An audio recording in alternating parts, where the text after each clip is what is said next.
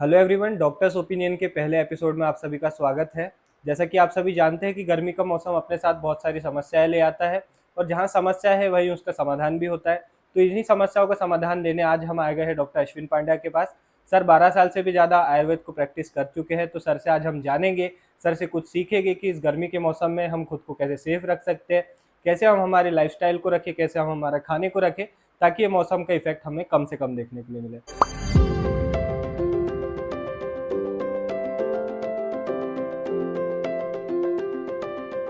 तो सर सबसे पहले मैं आपका स्वागत करता हूँ, आपका धन्यवाद बहुत करता हूँ कि बहुत आपने टाइम धन्यवाद। निकाला अपने बिजी शेड्यूल से। और welcome to our channel sir.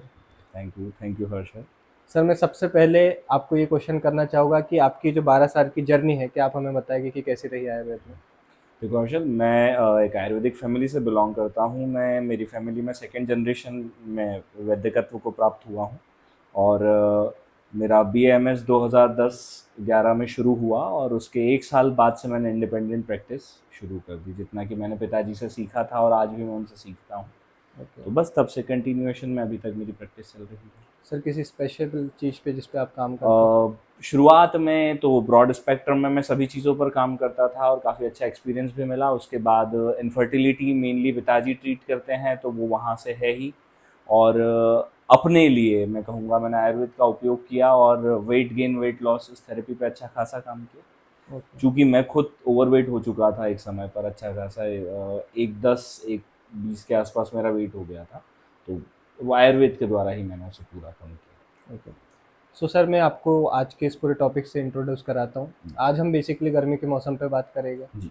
क्योंकि ये जो मौसम है काफ़ी ज़्यादा इरिटेट करता है लोगों को। लोगों का ऐसा कहना है कि ये मौसम में उन्हें काफ़ी ज़्यादा डिफ़िकल्टी होती है, बहुत फ्रस्ट्रेशन होता है। कई लोग बहुत स्वेटी बफेलो टाइप हो जाते हैं, किसी को बहुत पसीना आ रहा है, बाहर जाना अवॉइड करते हैं लोग। तो हम यही जानना चाहेंगे आपसे कि इन सब चीज़ों से कैसे बचें, कैसे खुद को सेफ रखा जाए, हेल्दी रखा जाए, और जो भी गर्मी की वजह से लोगों को प्रॉब्लम्स हो रही है, चाहे वो टैनिंग हो, ये जो भी आप फेस कर रहे होगे, अभी आपके पेशेंट भी आप लोगों को जी, कंप्लेन कर रहे होंगे, बिल्कुल, बिल्कुल। तो उसका हम सॉल्यूशन जानना चाहेंगे। तो आज का मेरा सबसे पहला क्वेश्चन आपसे ये है, मैं आपसे ये रिक्वेस्ट करता हूँ कि प्लीज़ हमें पूरा आयुर्वेद पॉइंट ऑफ व्यू बताइए, क्योंकि मॉडर्न हम बहुत सुन चुके हैं कि ये हुँ, कीजिए, पानी इनटेक अच्छा रखिए। आयुर्वेद पॉइंट ऑफ व्यू में आपसे जानना जी, चाहता हूँ। तो पहला क्वेश्चन ये है कि सर आयुर्वेद क्या कहता है इस मौसम के जी। बारे में? बहुत अच्छा क्वेश्चन है आपका कि हम आयुर्वेद के दृष्टिकोण से समझें कि हमारा ऋतु विभाजन क्या है। अगर हम आयुर्वेद के दृष्टिकोण से देखेंगे तो जो हमारा पूरा 1 साल है, 12 महीने हैं, ये 6 ऋतुओं में अलग-अलग डिवीज़न होते हैं। जी। 6 ऋतुओं को भी 2 पार्ट में डिवाइड किया गया है, जिसे अयन कहा गया, रास्ता कहा गया, जिसमें गति होती है ग्रहों की, सूर्य की, चंद्रमा की, ठीक है? तो हम इन्हें समझने के लिए सिंपल रखते हैं, आदान काल और विसर्ग काल, ऐसे 2 कालों में इन्हें विभाजित किया है, 6-6 महीनों के, 3-3 ऋतुओं के। आदान काल में आपसे ले लिया जाता है, विसर्ग काल में आपको दे दिया जाता है। सर्ग होता है आपके ऊपर और आदान में आपसे दान ले लिया जाता है। जैसे हम आदान प्रदान शब्द का उपयोग करते हैं, तो आदान का मतलब होता है ले लेना और जी। प्रदान का मतलब देना, ठीक है? तो वैसे ही आदान काल जो है, ये जो ग्रीष्म ऋतु की हम बात कर रहे हैं, गर्मी की हम बात कर रहे हैं, ये आदान काल की पहली ऋतु है। इस समय जो सूर्य की गति है वो उत्तरायण की ओर होती है। बेसिकली आप ये कहना चाह रहे हैं कि ये आदान काल है जिसमें शरीर हमारे जो सूर्य सूर्य हमारे है वो शरीर हमारे की शरीर से ऊर्जा ले ऊर्जा लेगा। खींच रहा है। बिल्कुल, बिल्कुल। Okay, okay. तो सर मैं अगले सवाल पे जाना चाहूँगा कि इस मौसम में क्या हमें अवॉइड करना चाहिए, चाहे वो फूड हो, चाहे हमारी लाइफ़स्टाइल हो? तो हम स्पेसिफिकली बात करेंगे। पहले सर मैं बात करना चाहूँगा कि फूड की, कि इस मौसम में हमें कौन-सा फूड खाना चाहिए और कौन से फूड को अवॉइड करना चाहिए? देखो हर्षल, मैं आयुर्वेदिज्ञ होने के कारण, वैद्य होने के कारण मैं आपको बता देना चाहता हूँ कि आयुर्वेद जो है वो एक बेसिक से कॉन्सेप्ट को फॉलो करता है, जिसे हम कहते हैं त्रय उपस्तंभ। स्तंभ मतलब पिलर होता है, तो हमारी लाइफ के बेसिक जो सपोर्टिव पिलर है वो 3 है: आहार, निद्रा और ब्रह्मचर्य। ओके। आहार जो हम कंज्यूम करते हैं वो सब आहार के अंतर्गत आता है। निद्रा जो हमें रिलैक्सेशन के लिए आवश्यक है, और ब्रह्मचर्य जो हमारे आगे बढ़ने के लिए आवश्यक है, जी। जो हमें हमारे वंशावली आगे बढ़ाने के लिए। तो यहाँ हम आहार पर चलते हैं, अभी आहार की बात करते हैं। आपने आहार से रिलेटेड मुझसे पूछा है, तो इस ऋतु में विशेषकर यदि हमें आहार के बारे में ध्यान रखना है तो ऐसा आहार लेना है जो हमारे शरीर को हाइड्रेट रखे, एनर्जाइज करे, पाचन में शरीर की एनर्जी का कम से कम उपयोग करे, जिसका एक फ़ायदा हमें होगा कि हमारे शरीर के लिए एक कंपैरेटिव एनर्जी बनी रहेगी। दूसरा, आहार में हम मैक्सिमम, जैसे ये रूल कहा भी जाता है कि आप ब्रेकफास्ट एक राजा की तरह कीजिए, हुँ। लंच जो है एक सामान्य व्यक्ति की तरह कीजिए और डिनर एक भिखारी की तरह कीजिए। कहने का कुल मिलाकर के मतलब यही है कि राजा की तरह कैसा, मतलब पूरा भोग विलासिता से युक्त। तो उनमें मैं एडिशनल ये कहूंगा कि आप फल खाइए, सीजनल सारे फलों का उपयोग कीजिए। उसके लिए एक सिंपल सा मैं कैलकुलेशन आपको बता देता हूँ कि आपके वेट इनटू 10 ग्राम का एक रूल होता है सिंपल। अगर आप ब्रेकफास्ट कर रहे हैं तो आपके वजन इनटू 10 ग्राम आपको फ्रूट्स लेना है या हाइड्रेटेड पार्ट रखना है। आप लंच के लिए जा रहे हैं तो वेट इनटू 5 ग्राम्स वाले कॉन्सेप्ट पर जाना है, उसमें उतना हाइड्रेशन वाला पार्ट रखना है। और जब आप डिनर के लिए जा रहे हैं तब भी वेट इनटू 5 ग्राम का कॉन्सेप्ट रखना है। जस्ट फॉर एन एग्जाम्पल, आपका वेट कितना है? 72। तो यदि आप ब्रेकफास्ट के लिए जाते हैं तो आपका weight 72 into 10 grams equals to 720 grams आपको हाइड्रेटेड फ्रूट लेना है। मतलब जैसे खीरा हो गया, ककड़ी हो गई, सलाद जिसे हम कहते हैं आमतौर पर, टमाटर, प्याज, मूली या कोई फल हो गया, उन सबको मिला जुला करके टोटल अमाउंट जो होना चाहिए 720 ग्राम्स होना चाहिए। उसके अलावा आप कोई ठोस चीज़ ले सकते हैं। ऐसे ही वो आगे आधा आधा हो जाएगा लंच और डिनर में। सर कोई ऐसे स्पेसिफिक फूड कॉम्बिनेशंस जो लाभदायक है और या कई ऐसे फूड कॉम्बिनेशन जिन्हें अवॉइड करना है हमें? जैसे देखिए, मैंने हमें सुना है हर्षल ये समझने की बहुत ज़्यादा ज़रूरत है कि जब हम मल्टीपल वेराइटीज़ के फूड एक साथ खाते हैं तो हमारी बॉडी कंफ्यूज होने लगती है डाइजेशन को लेकर के। जैसे आप इस चीज़ को समझते हैं, हमारा डाइजेस्टिव सिस्टम पूरा एंजाइमेटिक रिएक्शंस पर काम करता है जी। जो कि रिलीज होते हैं अलग अलग एरियाज से। तो सब लोग, सारे जो एंजाइम्स हैं वो एक अमाउंट में रिलीज नहीं होते, सबके अमाउंट्स स्पेसिफाइड हैं, अलग अलग अमाउंट में रिलीज होते हैं। तो वो उन जो आपने फूड कंज्यूम किया है उस पर उसी ढंग से काम करते हैं। ओके। तो जब आप भोजन एक ही वैरायटी का लेंगे तो आपको सही प्रकार से उसका पाचन हो जाएगा। क्योंकि अभी हम ये मानते हैं कि ग्रीष्म ऋतु में हमारी अग्नि भी बहुत अच्छी नहीं होती। जो हमने इससे पहले की ऋतु में खाया है जी। वो काफ़ी अच्छी अग्नि वाली ऋतु थी, इसलिए हम अच्छा खासा खा करके आए हैं। और उस समय जो हमने खाया उसका जो असर है वो अभी तक बना हुआ है, वही हमारे शरीर को मेंटेन करने का काम कर रहा है। इसीलिए हमें इस समय ऐसा भोजन लेना चाहिए जो आसानी से पचे। कुछ एग्जांपल आप देना चाहेंगे? जैसे ग्रेन्स का उपयोग यदि आप करते हैं एक्सेसिव तो किसी एक दिन में एक ही ग्रेन खाइए। जैसे गेहूं खाते हैं तो दिन में गेहूं और शाम को भी गेहूं ही खाइए। ब्रेकफास्ट में भी गेहूं, लंच में भी गेहूं, डिनर में भी गेहूं। सेम अगर चावल का उपयोग कर रहे हैं तो वो भी आप इसी तरह से कीजिए। मिक्स मत कीजिए ताकि शरीर की जो एंजाइमेटिक रिएक्शन है वो ज़्यादा अफेक्ट ना हो। दूसरा, इस चीज़ का विशेष ध्यान रखें कि जब आप मील ले रहे हैं पहला, तो उससे पहले आपका पेट अच्छे से साफ हो जाए। अगर वो अच्छे से साफ नहीं हुआ है तो आपके मील को लाइट कर दीजिए, कम खाइए, बहुत ज़्यादा मत खाइए, ठीक है। बस उसके अलावा आप वाटर इनटेक का ध्यान रखें। जैसे हम आयुर्वेद के सिद्धांत से कहते हैं कि भोजन के पहले भी जल बहुत लाभदायक नहीं होता, बाद में भी लाभदायक नहीं होता, लेकिन एक लिमिटेड क्वांटिटी में यदि आप भोजन के साथ जल का उपयोग करते हैं तो वो अमृत हो जाता है। भोजन के साथ सर, जैसे मैं खाना खा रहा हूँ और मुझे प्यास लग रही तो थोड़ा थोड़ा थोड़ा जैसे आपने एक कौर खाया तो आपने रोटी एक भले ही ली थी पर पूरी रोटी एक कौर में नहीं खाई, वैसे ही आपने ग्लास भर पानी लिया जरूर है पर आपको जितनी जरूरत लगी उस पानी उतना पानी, पूरा एक गिलास एक टाइम पे नहीं पीना है नहीं, बिल्कुल भी। चाहे प्यास भी लगे तो ट्राई करें हम थोड़ा सिप में पीजिए, आराम से पीजिए, कोई। ओके सर, और पानी की बात आई गई है तो मैं एक छोटा सा आप लोग सवाल करना चाहूँगा कि पानी के बारे में एक बहुत ही मैं कहूँगा मिसकम्युनिकेशन या miss information what ever so, आज आप देखते होंगे एक यूनिवर्सल ऐसा लगता है फॉर्मूला बन चुका है कि 3 से 4 लीटर दिन में आपको पानी। इंटरनेट एक्सेस सभी के पास है, फ़ोन सभी के पास है, चाहे बच्चा हो या बूढ़ा, बुजुर्ग भी वही वीडियो देख रहा है, बच्चा भी वही वीडियो देख रहा है, तो सबको ऐसा लगता है कि 3 से 4 लीटर पानी उनके लिए सफिशिएंट है। तो आयुर्वेद क्या कहता है कि basically for an human being कितना पानी उन्हें पीना चाहिए, कैसे जान सकते हैं सर? हाँ देखो हर्षल, मैं यहाँ पर बिल्कुल विशेष तौर पर आयुर्वेद की किसी रेफरेंस की बात नहीं करूँगा, लेकिन जितना मेरी प्रैक्टिस या मेरा अनुभव है उसके आधार पर मैं पानी के लिए सिर्फ इतना कहना चाहूँगा कि आपके शरीर को जितनी आवश्यकता है उतना पानी आपको पीना चाहिए, नहीं बहुत ज़्यादा मात्रा में, ना बिल्कुल कम। सर कैसे जानेंगे कि कितनी आवश्यकता बिल्कुल, है? इसको जानने के लिए जैसे हमें नेचर्स कॉल आते हैं, हम उन्हें नेचर्स कॉल कहते हैं, जैसे यूरिनेशन के लिए जाना है या पॉटी के लिए हमें जाना है, तो वो कब आते हैं? हम उन्हें जनरेट नहीं कर रहे हैं, ना हम उन्हें कैलकुलेट कर रहे हैं। पानी की भी सेम कहानी है, लेकिन पानी पीने का तरीका महत्वपूर्ण हो जाता है। यदि आप दिन भर का 10 लीटर पानी भी पी रहे हो, एक्सेसिव वाटर है हालांकि वो, लेकिन वो खड़े खड़े पी रहे हो, इन अप्रोप्रिएट वे में पी रहे हो, तो उस पानी की वैल्यू नहीं है आपकी बॉडी के लिए कुछ। क्यों? क्योंकि पानी एब्जॉर्ब होना चाहिए। आपके रिसोर्सेज को, जितने भी बॉडी को मेंटेन करने वाले रिसोर्सेज हैं, वो रीजेनरेट हो पाए उस पानी से, तो वो पानी काम का है। अन्यथा जैसे कुछ लोग होते हैं वो दिन भर का 3-4 लीटर पानी पी लेते हैं और उनके लिए बहुत है वो पानी। कुछ लोग हैं जो 2-2.5 लीटर 1.5 लीटर पानी में भी अपना काम बढ़िया से चला रहे हैं और स्वस्थ है। अगेन कहानी यही है कि एक तो उनके पानी की क्वालिटी, ओके। जो कि हम आज वेरियस वेराइटीज ऑफ वाटर्स देख रहे हैं, उसमें भी मेरा ओपिनियन ये कहता है कि जिस हिसाब से आपकी वेल्थ हो उस अकॉर्डिंग का आप पानी पीजिए। यानी सर अभी मार्केट में मैं देखता हूँ हाँ, 20 रुपए से लेके 20,000 तक की, 10,000 तक की ऐसी पानी की क्वांटिटी varieties हैं अवेलेबल पानी है। की, बिल्कुल डेफिनेटली। तो सबसे पहले तो आप जहाँ रहते हैं वहाँ का पानी पीजिए, महत्वपूर्ण। हम्म, अगर आप ट्रेवल कर रहे हैं कहीं तो फिर ज़रूर कोशिश कीजिए कि आप एक जैसा पानी पिएं, पानी यानी में बहुत बदलाव ना लाएं। अगर बिस्लरी हर हाँ, जगह हाँ, अवेलेबल है तो मैं अवेलेबल ट्राई है, करूँ वो बिल्कुल, यूज़ करूँ। बिल्कुल, बिल्कुल। वैसा ही पैक्ड पानी भी हम पीते हैं तो हम ब्रांड का ध्यान अक्सर नहीं रखते, पर सोचने वाली बात यही है कि एक ब्रांड है जो 20 रुपए में 20 लीटर का बड़ा वाला वो कैन पर दे पा रही है, और एक ब्रांड है जो 20 रुपए में 1 लीटर पानी दे पा रही है। तो ऑब्वियसली कहीं तो कुछ चीज़ें अपन मान लें कि चलो पब्लिसिटी या व्हाट्सएवर वो किसी चीज़ के लिए पैसा खर्च करते हैं, बट फिर भी कितना है, तो वो क्वालिटी मेंटेन करते होंगे कहीं ना कहीं कुछ ना कुछ, इसलिए शायद उसमें इतना डिफरेंस है और वो हमें देखने में भी आता है। बट मेरा ओपिनियन ये रहता है कि अगर आप ट्रेवल कर रहे हैं तो ट्रेवल करते समय आप ऐसे रिसोर्सेस लीजिए जिनमें पानी ज़्यादा है। जैसे ऐसे फ्रूट्स खाइए, जो जहाँ भी आप जा रहे हैं सीजनल फ्रूट्स आपको अवेलेबल हो जाएंगे उस जगह के।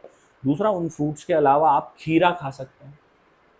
खीरा खाने के लिए ऐसा कुछ बहुत ज़्यादा चीज़ों की ज़रूरत होती नहीं है, और आमतौर पर आजकल जो खीरा बेच रहा होता है व्यक्ति, वो आपको छील कर काट कर दे देता है, तो आप वो खाइए। उसके अलावा आप कुछ चीज़ें अपने साथ लेकर जा सकते हैं, जैसे सौंफ अपने साथ रख ली, मिश्री अपने साथ रख ली। मिश्री मैं कह रहा हूँ जो वाकई मिश्री होती है, धागे वाली, क्रिस्टल्स नहीं, है ना, तो वो अपने साथ रख ली। जब भी आपको लग रहा है कि यार आप लो जा रहे हैं, आपकी एनर्जी लो हो रही है, तो बढ़िया 1 चम्मच वो खाया और ऊपर से सिप सिप करके पानी पी लीजिए, आपकी एनर्जी मेंटेन हो जाएगी। ओके सर, तो अभी तक हमने जाना कि किस चीज़ को हमें कंज्यूम करना है। बिल्कुल। अब मैं आपसे पूछना चाहूँगा कि कौन से ऐसे फूड आइटम्स हैं या कौन से ऐसे बेवरेजेस हैं जिन्हें हमें इस मौसम में, खास करके इस मौसम में अवॉइड करना है। देखो, इस मौसम में सबसे ज़्यादा महत्वपूर्ण ये है, जिस चीज़ को मैं हाईलाइट करना चाहूँगा, कि हमें हमारे शरीर के हाइड्रेशन की नीड को समझना चाहिए। और आयुर्वेद के सिद्धांत की हम यदि बात करें तो आयुर्वेद ये कहता है कि सामान्य से सामान्य की वृद्धि होती है, समानता के भाव से। दैट तो मीन्स आप सिमिलर चीज़ सिमिलर चीज़ चीज़ों को बढ़ाती है। जैसे आपने पानी लिया तो पानी बढ़ेगा शरीर में, अग्नि ली तो अग्नि, मतलब कोई ऐसा तेज जलन पदार्थ पैदा करने वाला पदार्थ, तो आपके शरीर में वो चीज़ बढ़ेगी, है ना। इसी जैसे हम चुकंदर, अनार, इनका उपयोग कर लेते हैं। तो समझने वाली कहानी यहाँ पर ये है कि वो चीज़ें जो पानी वैसे ही बहुत सोख लेती है, जैसे ब्रेड हो गई, या ब्रेड लाइक स्ट्रक्चर्स हो गए, बर्गर, पिज्ज़ा, इनके बेस हो गए, ये बहुत पानी चाहते हैं, और आपके शरीर में वैसे ही आपके ऑर्गन्स को वाटर की बहुत ज़्यादा ज़रूरत है इस मौसम में। तो आप ऐसा कोई फूड कंज्यूम करते हैं डेफिनेटली, और आप फिर प्रॉपर वाटर इनटेक नहीं रख पा रहे हैं, जो कि आमतौर पे होता है, नहीं हो पाता, तो उससे प्रॉब्लम्स शुरू हो जाती हैं। एक वो ध्यान रखना बहुत ज़्यादा ज़रूरी है। दूसरा, हम बात करते हैं एक और क्वालिटी की, जिसे हम कहते हैं पीएच, पावर ऑफ हाइड्रोजन, है ना। तो किसी भी द्रव्य का, किसी भी लिक्विड का पीएच होता है। आमतौर पे हमारा शरीर जो है किसी भी चीज़ को जब लेता है, उस पर प्रोसेस होती है, तो वो एसिडिक पीएच में कन्वर्ट हो जाती हैं चीज़ें। तो हमारी बॉडी में नॉर्मली एसिडोसिस या एसिडिक पीएच होता है।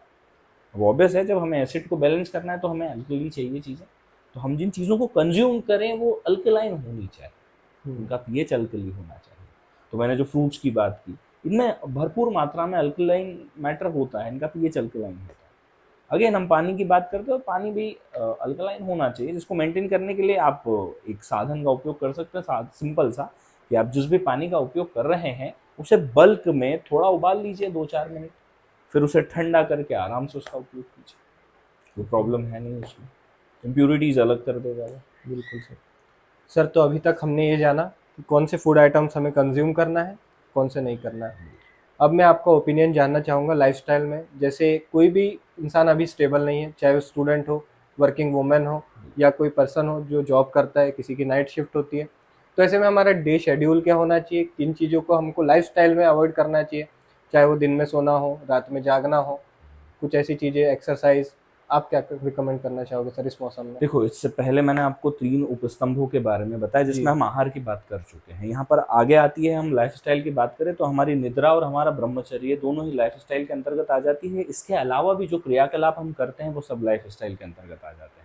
इस मौसम में अगर हम लाइफ़स्टाइल की बात करें, तो विशेष तौर पर हमें जो ध्यान देने योग्य बातें हैं, तो हमें ऐसे कोई काम नहीं करना चाहिए, जिनसे हमारे हाइड्रेशन लेवल को अफ़ेक्ट, मतलब किसी भी तरह से हम उसे चैलेंज करें मेंटेन होने के लिए, वैसी कोई चीज़ हम ना करें। जैसे हम दिन में सोना अवॉइड अवॉइड करें। जब हम दिन में सोते हैं तो हम आयुर्वेद से यही मानते हैं कि हमारे तीनों दोष में डिसबैलेंस डेवलप होना शुरू हो जाता है। आमतौर पे आप भी यही देखोगे, यदि आप नहीं सोते हो और आप सो गए, तो आप पहले दिन रिलैक्स्ड रहोगे, लेकिन दूसरे दिन अगर आपने उसी चीज़ को रिपीट किया, तो आपके मेंटल इक्विलिब्रियम में थोड़ा डिस्टर्बेंस आ जाएगा। हाँ। तो वैसा नहीं करना चाहिए। सेम चीज़ जब वो मेंटल लेवल पर इतना इफेक्ट डाल रहा है, तो फिजिकली तो वो डालेगा ही, क्योंकि इनिशिएट तो फिजिक्स से ही होता है। ठीक है, तो उस चीज़ को समझना चाहिए।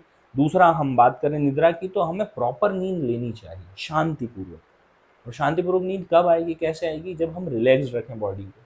तो उसके लिए मैं छोटे से कुछ उपाय बता देता हूँ आपको। जैसे रात में सोने से पहले अपने पैरों को, अपने चेहरे को, हाथ मुंह को हालांकि सभी धोना प्रेफर करते हैं, तो धोना चाहिए। उसके बाद बढ़िया उन्हें पोंछना चाहिए, साफ करना चाहिए।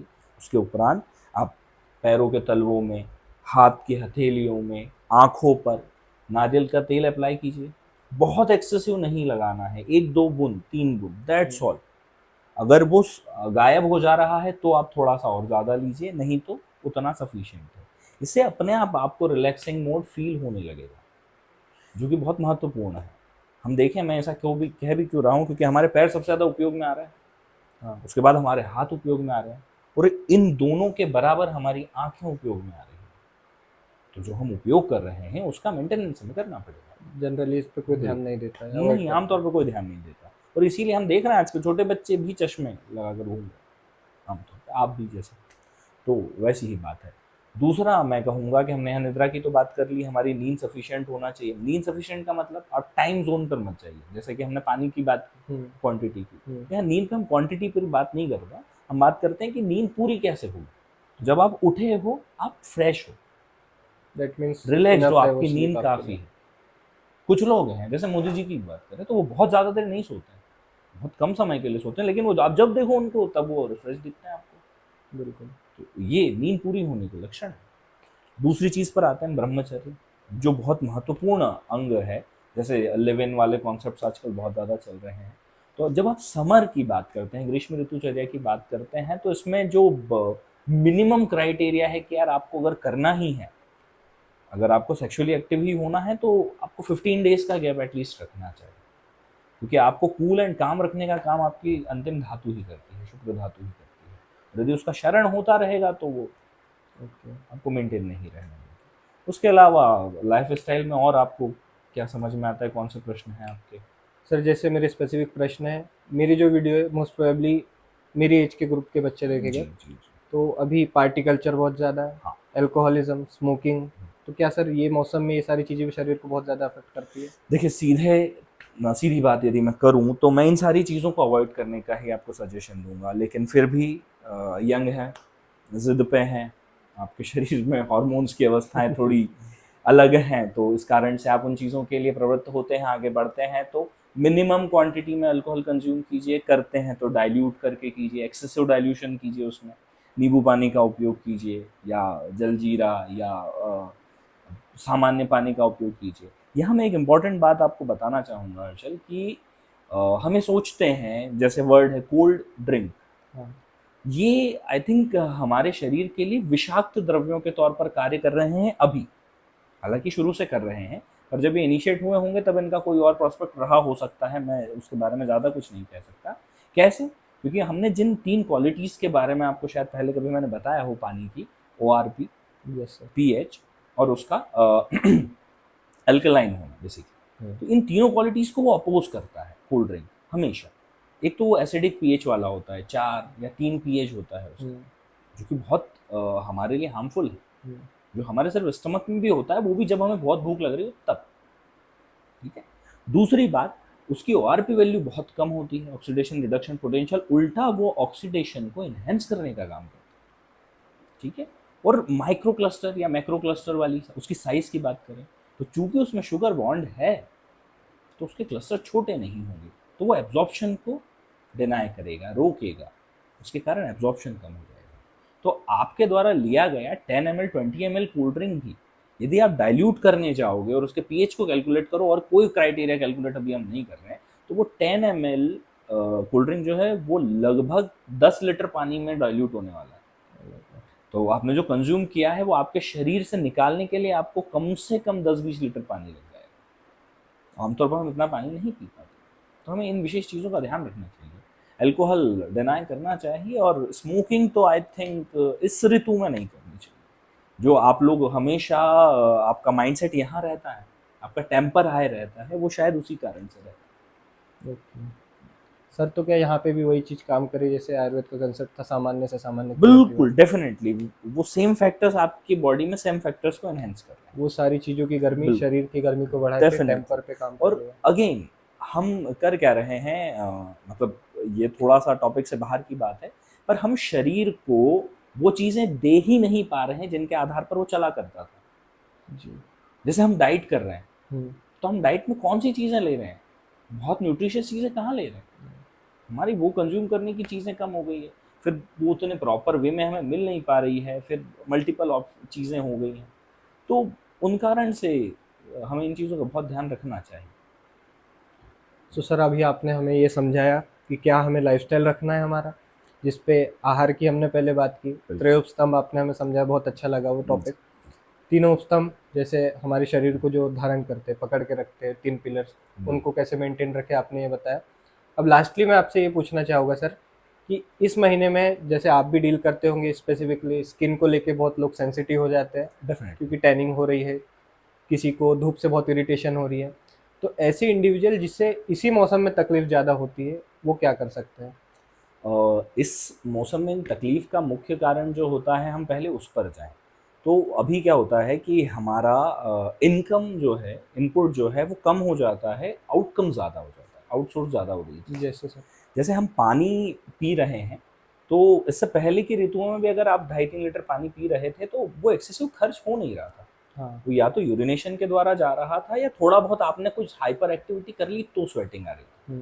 बट अभी बाहर अगर टेम्परेचर रेज हुआ तो आपकी बॉडी उसको बैलेंस करने के लिए स्वेटिंग करने लगेगी। कई बार स्वेटिंग आपको पता भी नहीं लगती, इस तरह से होती है। Yes. मतलब आप शाम को देखोगे आपको पसीना आया नहीं था, लेकिन चिपचिपा महसूस होगा। हाँ। तो एक तो आप ये आदत डालें, जब भी आप घर पे हैं, रिलैक्स हो चुके हैं, उसके बाद शावर ज़रूर लें, तो उससे वो चीज़ मेंटेन रहेगी। दूसरा, इस दौरान मेनली हम स्किन की बात करते हैं, तो स्किन में बहुत सारे डिफ्रेंशिएशंस फीबल होते हैं, पता चलते हैं। क्यों? क्योंकि आपकी बॉडी के टेम्परेचर को मेंटेन करने का मेन रूट है आपकी स्किन। जी। है ना, मतलब एक तरह से माने कि आपके ब्लड के टेम्परेचर को भी मेंटेन करने का काम जो करती है वो आपकी स्किन करती है। तो स्किन में जो प्लाज्मा होता है वो सीबम के तौर पर आता जाता रहता है, जो माइक्रोपोर्स होते हैं उनसे एयर पैसेज होता है। तो उस कारण से स्किन प्रॉब्लम्स ज़्यादा होती हैं अगर वो मेंटेन नहीं हो पाता है। दूसरा, इसके अलावा डिहाइड्रेशन की प्रॉब्लम एक्सेसिव रहती है इस समय, एनर्जी लो एक्सेसिव रहती है, और मेनली इस मौसम में जो सबसे भयावह चीज़ है, खतरनाक चीज़ है, जो आगे बड़ी समस्याओं के लिए आपको ले जाने वाली है, वो है कॉन्स्टिपेशन। ओके। इस मौसम में आपको सबसे ज़्यादा ध्यान ये रखना चाहिए कि यदि आपका पहले का खाया हुआ खाना डाइजेस्ट हुआ ही नहीं है तो आप मत खाओ। सर कैसे पहचानोगे अगर पहले का खाना डाइजेस्ट नहीं हुआ है? आपको अपने आप बॉडी साइंस देगी, आपके पेट में हैवीनेस रहेगा, आप अगर मोशन के लिए गए तो मोशन सेटिस्फैक्ट्री नहीं होगा। जैसे जब हमें सेटिस्फैक्ट्री मोशन हो जाता है तो हमारी एनर्जी रिवाइव होकर आती है। जी। सोचने वाली बात है कि शरीर से कोई चीज़ निकली, उसने एनर्जी कैसे दी? क्योंकि वो टॉक्सिन्स थे बॉडी के जो बाहर निकल गए, जो बॉडी के सिस्टम को चलने में दिक्कत कर रहे थे। जैसे आप कोई मशीन या मिक्सर का एग्जांपल लें, तो अगर उसमें कोई एक्सेसिव हैवी चीज़ डाल रखी है आपने, तो जब आप उसे घुमाएंगे तो लोड पर चलेगा वो, लेकिन आप उसको हटा दीजिए, खाली कर दीजिए, तो मशीन एकदम फ्री हो जाएगी। सेम हमारे साथ होता है, तो वो एनर्जी फील होती है। उस समय अगर आपने appropriate cheese they the body को, अच्छा सलाद दे दिए, अच्छे फल दे दिए, जूसी फ्रूट दे दिए, तो आपका काम बेहतर चलेगा। सर कोई आपकी तरफ से सजेशन कॉन्स्टिपेशन के लिए कैसे बच जाए, क्योंकि मैं जनरली जो मेरे इन्वायरमेंट में देखता हूँ आसपास, कोई भी कॉन्स्टिपेटेड रहा डल्कोलेक्स उठा के खा ली, बिल्कुल। कोई भी कॉन्स्टिपेटेड है, कोई भी लाइक पाउडर ले लिया, व्हाटएवर, सब कुछ आपकी तरफ से कुछ आप लोगों मेडिसिन की है एज में मुझे जो लगता है, मेरा अपनाया हुआ एक तो मेरा प्रोडक्ट है जिसे मैं खुद मैन्युफैक्चर करता हूँ, पाचकोटी के नाम से अवेलेबल हो जाता है।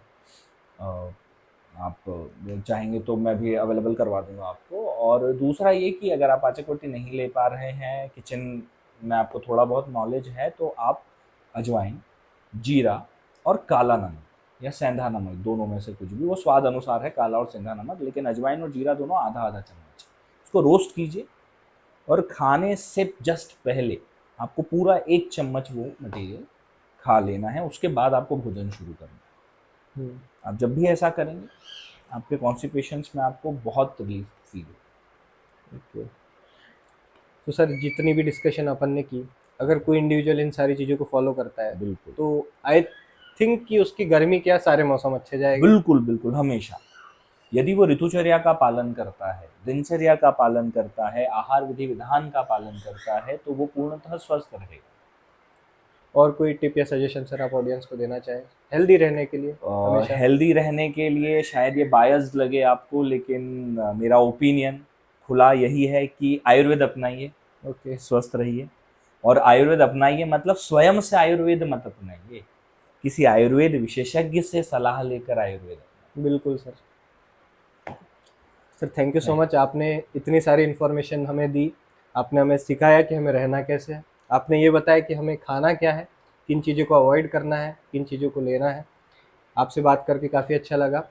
होप सो अगर हमारी ऑडियंस कनेक्ट कर पा रही है और रिकमेंड करती है हमें दूसरा कोई टॉपिक, तो हमसे हम जल्दी मिलेंगे किसी दूसरे टॉपिक के साथ। बिल्कुल। आपके टाइम के लिए, आपके इतना एफर्ट्स के लिए बहुत बहुत धन्यवाद sir, thank you so much. Thank अगर आप सभी का कोई डाउट हो तो कमेंट सेक्शन में ज़रूर बताइएगा। अगली बार ज़रूर मिलते हैं डॉक्टर अश्विन पांड्या सर से। Thank you for watching this video. मिलते हैं आप सभी से अगले वीडियो में।